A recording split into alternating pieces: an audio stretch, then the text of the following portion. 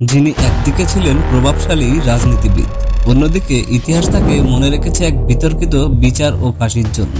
এই মানুষটি কি সত্যিই দোষী ছিলেন, নাকি রাজনীতি নামক এক নোংরা খেলায় তাকে বলি দেওয়া হয়েছিল? এটাই কি ছিল ইতিহাসের নিকৃষ্টতম এক ষড়যন্ত্র? আজ আপনি শুনতে যাচ্ছেন সাকা চৌধুরীর সেই জীবনের গল্প, যে গল্প আপনাকে কাঁপিয়ে দেবে। হ্যালো বন্ধুরা, আমি আশিক জাকি। ওয়েলকাম টু বায়োমোটিভেক্স। আজ আমরা জানবো এমন একজন মানুষের কথা, যিনি ছিলেন চট্টগ্রামের রাজনৈতিক কণ্ঠস্বর, অন্যদিকে আন্তর্জাতিক অঙ্গনে আলোচিত এক নাম, সাকা চৌধুরী। এই ভিডিওতে আমরা জানবো তার শৈশব, রাজনৈতিক উত্থান, বিচার এবং সেই রহস্যময় রাতের ফাঁসি। ভিডিওটি শেষ পর্যন্ত দেখুন। ভালো লাগলে অবশ্যই চ্যানেলটি সাবস্ক্রাইব করবেন এবং ভিডিওটি শেয়ার করবেন। 1949 সালের 13ই আগস্ট চট্টগ্রামের রাউজান উপজেলার গহিরা গ্রামের ঐতিহ্যবাহী চৌধুরী পরিবারে জন্ম নেন সালাউদ্দিন কাদের চৌধুরী, যাকে সবাই এক নামে চিনে সাকা চৌধুরী নামে। তিনি জন্মেছিলেন এক রাজনৈতিক প্রাসাদে। তার পিতা ফজলুল কাদের চৌধুরী ছিলেন পাকিস্তান জাতীয় পরিষদের স্পিকার ও তৎকালীন রাজনীতির এক নেপথ্য নায়ক। শৈশবেই তিনি পিতার প্রভাবশালী রাজনৈতিক জীবনের ছায়ায় বেড়ে ওঠেন। তার ঘরের পরিবেশ ছিল রাজনীতিময়। সকালবেলা পত্রিকায় চোখ বোলানো, বিকেলে মিটিং ড্রাফট আলোচনা, রাতে বড় বড় নেতাদের আসা যাওয়া, এই সবকিছুর মধ্যে ছিল এক শিশুর বেড়ে ওঠা। চারপাশে নেতা নেত্রীদের রাজনীতি নিয়ে আলোচনা শুনতে শুনতেই গড়ে ওঠে সাকার বিশ্লেষণী মন। একসময় তার পরিবার ছিল পশ্চিম পাকিস্তানপন্থী, ফলে মুক্তিযুদ্ধ পূর্ব সময়ে পাকিস্তানকে কেন্দ্র করে জাতীয় চিন্তার উন্মেষ ঘটেছিল তার মনে। শৈশব থেকে অসাধারণ স্মৃতিশক্তি, খোলামেলা বক্তৃতা এবং সাহসী মনোভাব তার চরিত্রে ফুটে উঠেছিল। তাকে ঘিরে পরিবারের প্রত্যাশা ছিল আকাশচুম্বী। পিতার উত্তরাধিকার হিসেবে দেশের বড় কোনো পদে তাকে দেখার স্বপ্ন অনেক আগেই গাঁথা হয়েছে রাজনীতির গহিরা প্রাসাদে। সাকা চৌধুরীর প্রাথমিক শিক্ষা শুরু হয় চট্টগ্রামে। মাধ্যমিক শিক্ষা শেষ করার পরে তিনি ঢাকা ও পরে করাচিতে লেখাপড়া করেন, কিন্তু তার উচ্চতর শিক্ষার মোড় ঘুরে যায় ব্রিটেনে। তিনি ইংল্যান্ডে ইউনিভার্সিটি অফ সারেতে আইন নিয়ে পড়াশোনা করেন। ইউরোপে থাকাকালীন সময় তিনি কেবল একজন শিক্ষার্থী ছিলেন না, বরং হয়ে উঠেছিলেন একজন পর্যবেক্ষক, একজন রাজনীতিবিদ মনের দর্শক। তিনি দেখেছিলেন ব্রিটিশ গণতন্ত্র, ওয়েস্টমিনিস্টার পদ্ধতি, মিডিয়ার শক্তি, আইন ও মানবাধিকারের বহুমাত্রিক ধারা। সেই সময় তিনি নিজেকে গড়েন যুক্তিবাদী চিন্তায়, কঠোর বিশ্লেষণে এবং বিতর্কে শক্তিশালী ব্যক্তিত্ব হিসেবে। সেখানে বসে তিনি বুঝতে পারেন শুধু ডিগ্রি নয়, রাজনৈতিক কৌশল, বক্তৃতার ভাষা, নেতৃত্ব দৃষ্টি, এই সবই নেতা হিসেবে নিজের জন্য প্রয়োজন। ইংরেজিতে তার দখল ছিল অতুলনীয়। তিনি ছিলেন তৎকালীন সময়ের অন্যতম ইংরেজিভাষী রাজনীতিবিদ, যিনি পার্লামেন্টে দাঁড়িয়ে অনায়াসে আন্তর্জাতিক বিষয় বলে গভীর ভাষায় যুক্তি সাজাতে পারতেন। বিদেশে অবস্থান তাকে শুধু আইনজীবী হিসেবেই নয়, একজন প্রকৃত রাজনীতিবিদ হিসেবে গড়ে তোলেন। বাংলাদেশে ফিরে এসে রাজনীতিতে পা রাখেন, পিতার রাজনৈতিক আদর্শ ও ব্যক্তিগত মেধার সমন্বয়ে। শুরুতে রাজনৈতিক দল হিসেবে বেছে নেন বাংলাদেশ জাতীয়তাবাদী দল বিএনপি। তার রাজনৈতিক ক্যারিয়ারের সূচনা ছিল তীব্র প্রতিদ্বন্দ্বিতামূলক, কিন্তু আত্মবিশ্বাসে ভরপুর। 1986 সালে তিনি প্রথমবার সংসদ সদস্য নির্বাচিত হন। এরপরে 1991, 1996 এবং 2001 টানা 4 বার নির্বাচনে জিতে তিনি নিজেকে প্রতিষ্ঠিত করেন চট্টগ্রামের সবচেয়ে প্রভাবশালী নেতা হিসেবে। তিনি রাজনীতির ময়দানে ঢুকেছিলেন যেমন সাহস নিয়ে, তেমনি সরব ও স্বতন্ত্র কণ্ঠস্বর নিয়ে। তার বক্তৃতা ছিল বিশ্লেষণমুখী, যুক্তিপূর্ণ ও আক্রমণাত্মক।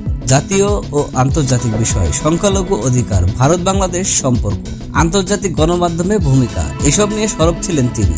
তার বিরুদ্ধে অভিযোগ যেমন ছিল, তেমনি তার পক্ষে ছিল একদল ঘোর সমর্থক, যারা তাকে বলতেন শেষ সত্য কথা বলার সাহসী কণ্ঠ। 2001 সালে বিএনপি জামাত জোট সরকার ক্ষমতা গঠনের পর তিনি প্রধানমন্ত্রীর সংসদীয় উপদেষ্টা হিসেবে নিযুক্ত হন। তার অধীনে ছিল পররাষ্ট্রনীতি, মানবাধিকার এবং আন্তর্জাতিক বিষয়াবলী। এই সময় তিনি জাতিসংঘ সহ বিভিন্ন আন্তর্জাতিক ফোরামে বাংলাদেশের প্রতিনিধিত্ব করেন এবং পশ্চিমা দৃষ্টিভঙ্গির বিরুদ্ধে সরব হন। তবে তার উত্থানের গল্প যতটাই শক্তিশালী, ততটাই ছায়াময় হয়ে পড়ে যখন তার বিরুদ্ধে উঠে আসে যুদ্ধাপরাধের মতো অভিযোগ, যা তার রাজনৈতিক জীবনের মোড় ঘুরিয়ে দেয়। 2010 সাল দেশে যুদ্ধ অপরাধীদের বিচার শুরু হলো। এই বিচারকে ঘিরে তখন রাজনৈতিক উত্তেজনা তুঙ্গে। সালাউদ্দিন কাদের চৌধুরীর নাম যখন অভিযুক্তদের তালিকায় আসে, তখন অনেকে হতবাক হন। অভিযোগ ওঠে 1971 সালে মুক্তিযুদ্ধ চলাকালে চট্টগ্রামের রাউজান, সুলতানপুর, 69 পাড়া সহ বিভিন্ন স্থানে তিনি পাকিস্তানি বাহিনীদের সহযোগিতা করেন। অভিযোগ ছিল গণহত্যা, লুটপাট, ধর্ষণ ও নির্যাতনের।